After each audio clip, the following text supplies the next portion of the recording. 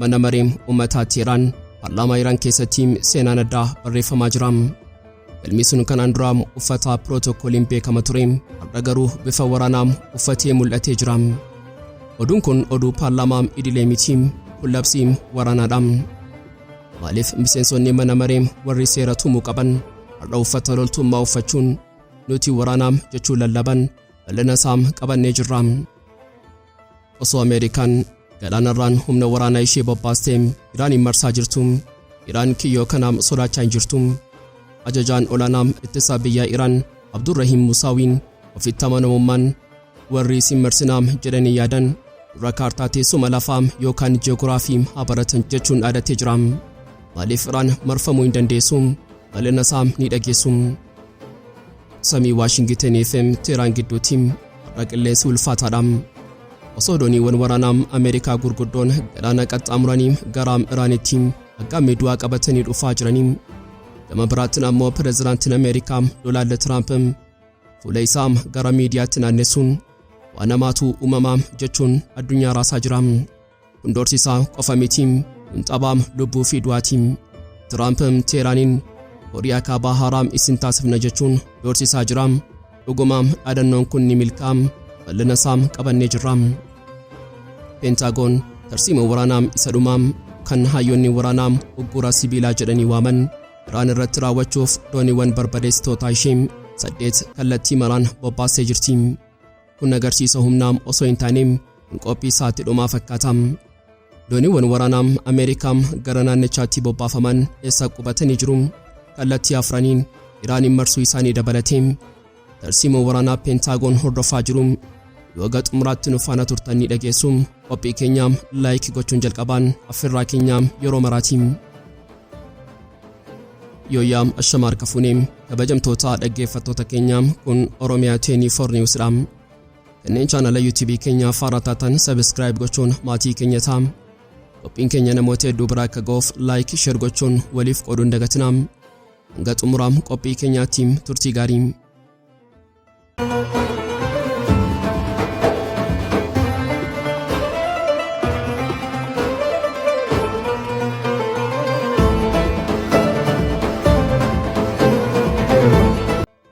Mana maree uummataa Iraan keessatti har'a seenaan addaa tokko barreeffamaa jira.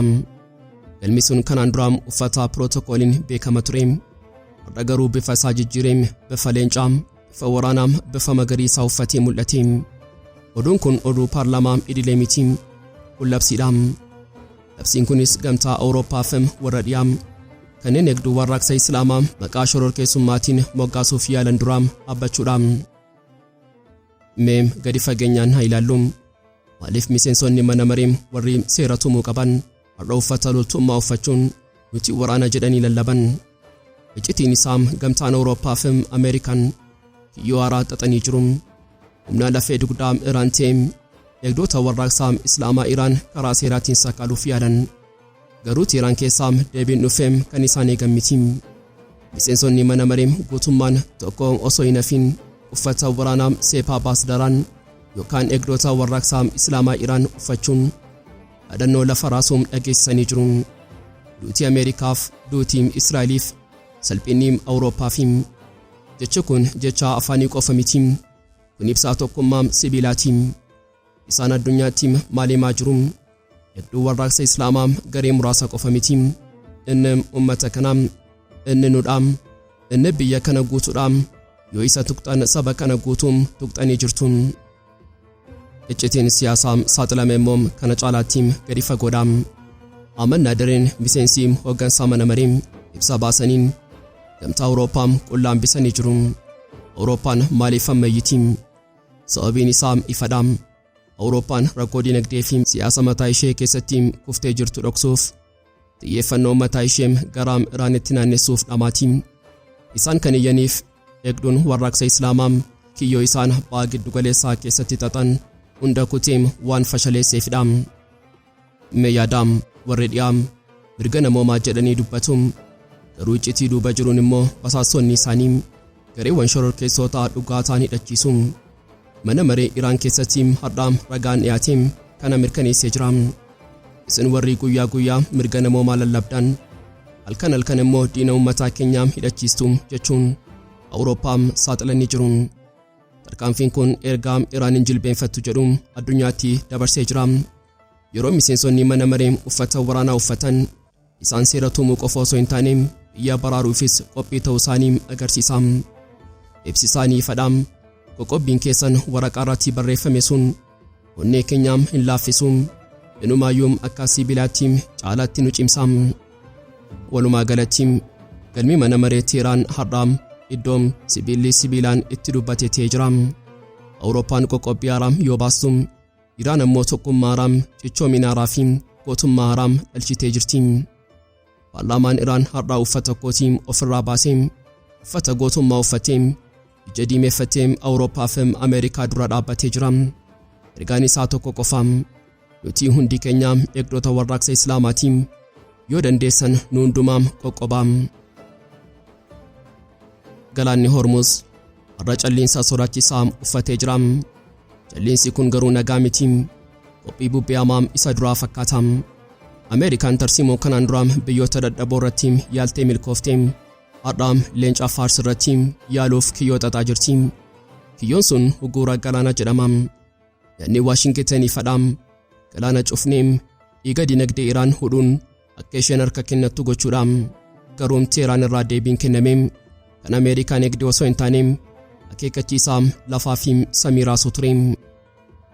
Iraan maaliif kiyyoo kanaam hin sodaanne? Maaliif ajajaan olaanaan ittisa biyyaa Abdurrahiim Musaawiin ofitti amanamummaan warri isin marsinaa jedhanii yaadan dura kaartaatti suma lafaa haa baratan jedhan? Iccitiin isaa Iraan biyya laaftuu akka Venezuelaa kan dooniin Ameerikaa salphaatti karra itti cufuu dandeessu miti. Iraan mootii galaanaati. Pilaanetii kanarratti karaa daldalaa inni hunda caalaa murteessaa ta'e galaanni Hormuz harka Iraan keessa jira. Musaawiin dubbii onnee namaa rukutuun ergaa tokko dabarsa.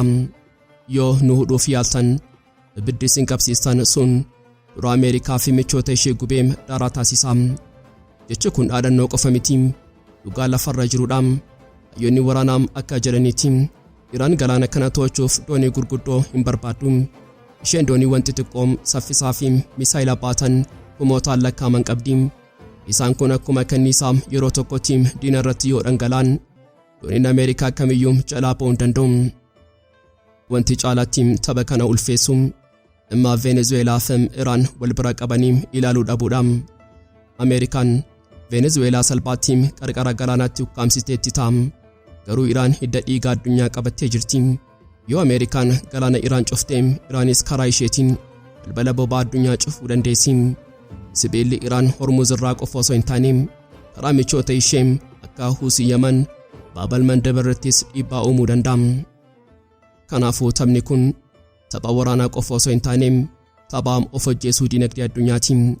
Yoo Ameerikaan tarkaanfii kana fudhatte gatiin boba'aa samii tuqaa dinagdeen addunyaa ni kufa. Iraan kana beekti. Kanaaf Musaawiin nuti biyya bal'oo fi jabduudha, kiyyoo keessa hin gallu jechuun dhaadannoon kan dubbatan. Walumaa galatti samii fi galaana gidduutti wal morkiin jiruun ifadha.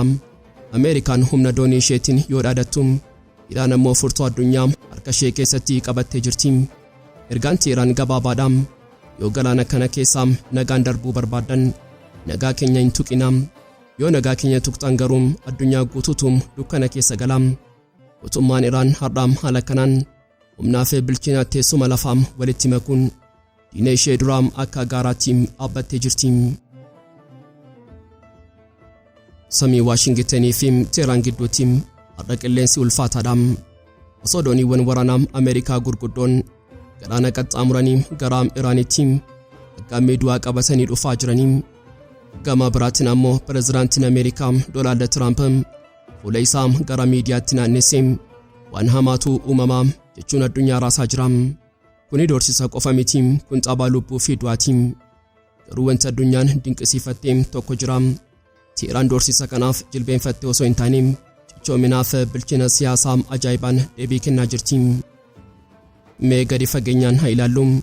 Maaliif Tiraamp yeroo tokko dooniin waraanaa dhufeera jechuun boodammoo nagaa haa buufnu jedhee kadhata? Iccitiin isaa as jira. Tiraamp tapha daldalaa beekam. Inni harka isaa mirgaatiin ulee waraanaa sochoosaa, harka isaa bitaatiin ammoo xaliyaa nagaa hiixachaa jira. Garuu pireezidaantiin Iraan Masuud Pezeshkiyan tapha kanaaf dafanii baranii jiru. Pezeshkiyan ajaja tokko dabarsaa Ameerikaa waliin haasa'uuf qophiidha. Garuu ulaagaa tokkoon dursisaa fi of tuulummaa keessan manatti dhiisaa. Kun deebii addaatiin Iraan nagaa hin jibbitu, garuu nagaa salphinaa hin fudhattu. Wanti caalaatti iccitii kana mi'eessu ammoo dubbii gorsaa olaanaa Ayatollah Ali Khamenei Ali Shamkaaniin dubbatedha. Shamkaaniin iccitii yuuraaniyeemii dhokataa saaxilanii jiru. Nuti meeshaa niwukileeraa hojjechuu hin barbaannu, garuu addunyaan gatii isaanuuf kafaluu qabdi jedhan. Iccitiin inni guddaan ammoo kuusaan yuuraaniyeemii Iraan amma eessaa akka jiru eenyuyyuu hin beeku. Shamkaaniin caccabaa jala jira jechuun iccitii sodaachisaa dubbatan. Kun lola sammuutiin Ameerikaan Iraanin rukutuuf yoo dhufte eessaa akka jiru waan hin beekneef akkamitti rukutti. Guyyaa jimaataa fuuldura keenya jiru magaalaa seena-qabeettii Istaanbul keessatti seenaan haaraa barreeffamuuf deema. Ministeerri dhimma alaa Iraan Abbaas Araghchii fi ergamaan addaa Tiraamp Steve Witkoff fuulaa fi fuulatti wal arguuf jiru. Kun wal morkii eenyutu sodaataa jedhudha. Hayyoonni siyaasaa akka jedhanitti Iraan yeroo ammaa kana qaroo dhiigaa uffattee fakkaatti. Keessa isheetti mormiin uummataa fi dhiibbaa dinagdee jiraatuyyuu diina ishee alaa duraa akka gaaraatti dhaabbattee jirti. Tiraamp yoo walii galuu baanne waan namaatu dhufa jechuun yeroo doorsisu. Iraan garuu wanti badaan sun nu qofaam osoo hin taane isinis ni gubaa jechuun deebisaa jirti. Walumaa galatti samii Istaanbul irratti gaadidduun nagaa fi lolaa wal morkachaa jira. Dooniiwwan Ameerikaa galaana irra naanna'an sun Iraan biratti sibiila qofaam, garuu onneen Iraan inni nagaa kabajaa qabu yookaan lola seenaa qabu jedhu sun meeshaa kamiyyuu caalaam humna qabaam. Ergaan Iraanii fadhaam nuti nagaaf harkanii xannaam, garuu harka keenya maranneen teenyu. Addunyaan hafuura qabattee jimaataa waltajjii Istaanbul eeggachaa jirti. Tiraampiin mo'atamu bilchinni Iraan kiyyoo kana keessaa ishee baasaa. Deebiin isaa harka Iraan jira. Samii siyaasaa addunyaa irratti taphni siyaasaa haaraa fi ulfaataan tokko jalqabamee jira. Waashingtan keessaa qilleensi bubbisu Teeraaniin Kooriyaa kaabaa isin taasifna jedhee doorsisaa jira. Garuu lafa Teeraan irraa deebiin dhufaa jiru kan addunyaan eegdee miti. Isaan doorsisa kana sodaadhaan osoo hin taane gamnummaa fi ija jabeessummaan of duuba deebisaa jiru. Doonaald Tiraamp namichi siyaasaa addunyaa akka dhuunfaatti ofuun beekamu yeroo ammaa kana karaa miidiyaa isaa Truth Social fi Fox News fayyadamuun ani mootii tapha kanaati, furtuun harka koo jira jechuun addunyaatti lallabaa jira. Garuu dhugaan lafarra jiru akkas miti. Tiraamp tarsiimoo haaraa baafatee jira. Inni karaa tokkoon Iraaniin akka Kooriyaa kaabaa biyya addunyaarraa fagaattee kophummaa keessatti hambifamtee fi niwukileeraa qofa ammattee teessuutti fakkeessuuf yaalaa jira. Yaadni isaa ifadha. Iraaniin addunyaarraa kutee dinagdee ishee hudhee akka isheen harka kennattu gochuudha. Kana milkeessuufis ergamaa isaa addaa Steve Witkoff dhoksaan gara Yerusaalemitti ergee ture. Witkoff achitti ministeera muummee Israa'el Benjamin Netanyahu fi qondaalota tikaa waliin ta'uun sarara diimaa lafa kaa'uuf jarjaraa jiru. Israa'el sodaa qabdi. Tiraamp Iraan waliin waliigaltee irra yoo ga'e faayidaan keenya ni tuqama jechuun dhiphatti. Garuu wanti Tiraamp fi Israa'el dagatan jira. Iraan Kooriyaa kaabaa miti. Teeraan duruu tarsiimoo Tiraamp kana dubbistee jirti. Yeroo Tiraamp mariin yoon barbaade qofaa geggeeffama, yoon barbaade ammoo nan dhorkaa jechuun of tuulu. Iraan garuu nuti marii hin kadhannu, yoo barbaadan kottaa, yoo diddan ammoo dhimma keessan jechuun ofitti amanamummaa ajaa'ibaan deebisaa jirti. Iccitiin saaxilamee akka agarsiisutti Iraan waltajjii kana akka carraatti fayyadamuun humna ishee saaxiluu osoo hin taane caalaatti jabeessuuf dhimma itti ba'aa jirti. Tiraamp filannoon harka koo jira jechuun yaada. Garuu Iraan karaa ministeera dhimma alaa ishee Abbaas Araghchii ergaa qara qabu dabarsitee jirti. Nuti nagaaf qophiidha, garuu nagaa hin kadhannu. Kun Tiraampiin qormaata keessa galchee jira. Sababiin isaa Tiraamp lola hin barbaadu. Inni warraaqsa dinagdee fi injifannoo siyaasaa qofa barbaada. Iraan iccitii kana waan beektuuf harka ishee tokkoon sibiila ishee qabattee harka ishee kaaniin ammoo kaartaa siyaasaa Tiraamp jalaa burjaajessaa jirti. Walumaa galatti Tiraamp Iraaniin akka Kooriyaa kaabaa kophummaa keessa galchuu barbaadus Iraan garuu akka leencaa ba'aa giddu galeessaatti of cimsitee furtuuna gaaffii lolaa harka ishee keessaa galfattee jirti. Ergaan isheen Tiraampiif ergiteem gabaabaa fi fadhaam. Ati karaa miidiyaa keetiin addunyaa to'achuuf yaaltaa garuu lafarratti kan murteessu humnaa fi dhugaa jirudha. Har'a Iraan gidduu doorsisaa Tiraampiif fedhii Israa'el dhaabbattee jirti. Tapha kana injifannoodhaan xumuruuf cichoominaan dhaabbachaa jirti. Tiraamp kaartaa isaa darbatee jira. Garuu Iraan kaartaa ishee isa dhumaa ammallee hin agarsiifne. Osoo addunyaan nagaa eeggachaa jirtu, Pentaagoon Tarsiimoo waraanaa isa dhumaa kanayyoonni waraanaa hogguura sibiilaa jedhanii waaman Iraan irratti raawwachuuf dooniiwwan barbadeessitoota ishee 8 kallattii maraan bobbaasee jirti. Kun agarsiisaa humnaa miti, kun qophii isaatii dhumaa fakkaata. Mee gadi fageenyaan haa ilaallu. Maaliif Ameerikaan yeroo tokkotti dooniiwwan kana hundaa teessuma lafaan Iraaniin marsite? Iccitiin isaa Ameerikaan kallattii afuriin Iraaniin hudhuuf kiyyoo xaxxee jirti. Gama Galaana Arabaa kaabaatiin dooniiwwan gurguddoo 3 USS Franklin Petersen GR, USS Experience fi USS Michael Murphy kunneen doonii guddittii USS Abraham Lincoln kan tiksanidha. Akka gaaddidduu duumessaa qubatanii jiru. Isaan kun humna leellaadha. Fageenyarraa misaayila darbachuuf qophiidha. Gama baam Galaana Meeditiraaniyaaniitiin dooniiwwan USS Bulkeley fi USS Roosevelt qubatanii jiru. Hojiin isaanii ammoo gaachanaa Israa'elidha. Yeroo Iraan deebii kennitu misaayila ishee qilleensa irratti kuffisuuf eegu. Wanti caalaatti sodaachisaa ta'e garuu gama Galaana Hormuz kan jirudha. Dooniiwwan USS MC Fawlii fi USS Mitisseer jedhaman afaan hidda dhiigaa sanarraa dhaabbachuun kallattii lafa Iraan rukutuuf gaammatanii jiru. Kana irratti dabalataan gama Galaana Diimaatiin dooniin USS Delbert D. Black jedhamtu michoota Iraan Husii Yemen to'achuuf akka waardiyaatti dhaabbattee jirti. Mee yaadaam addunyaan humna kanaa yeroo argitu ni naati, ni rifatti. Garuu Iraan calliinsa ajaa'ibaa keessa jirti. Sababiin isaa Iraan waraana kaleessaa keessatti waan hundumaa argitee jirti. Waggoota dheeraaf Ameerikaan nutu galaana bulchaa jechuun yoo dhaadattu, Iraan garuu iccitii misaayila saffisaa fi dooniiwwan xixiqqoo fayyadamuun dooniiwwan gurguddoo kana akka hantuutaa kiyyoo seenetti ilaalti. Hayyoonni seenaa waraanaa akka jedhanitti Ameerikaan dooniiwwan 8 yeroo tokkotti bobbaasuun ishee humna Iraan sodaachuu ishee agarsiisa malee cimina ishee miti. Osoo Iraan biyya laaftuu taateen dooniin tokko qofti gahaa ture. Garuu leencaa Pershiyaa jilbeenfachiisuuf Ameerikaan humna ishee guutuun galaanarraa dhangalaasuuf dirqamtee jirti. Walumaa galatti samii baha giddu galeessaa irratti duumessi gurraachi walitti kuufamee jira. Ameerikaan sibiila ishee galaanarra naqxee jirti. Garuu wanti Ameerikaan dagatte tokko jira.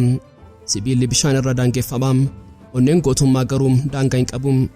Iraan har'a dooniiwwan 8 marfamtus harka ishee ol kaastee biyya koo hin tuqinaa yoo tuqxan garuu galaanni kun awwaalcha keessan ta'a jechuun cichoominaan addunyaa duraa dhaabbattee jirti.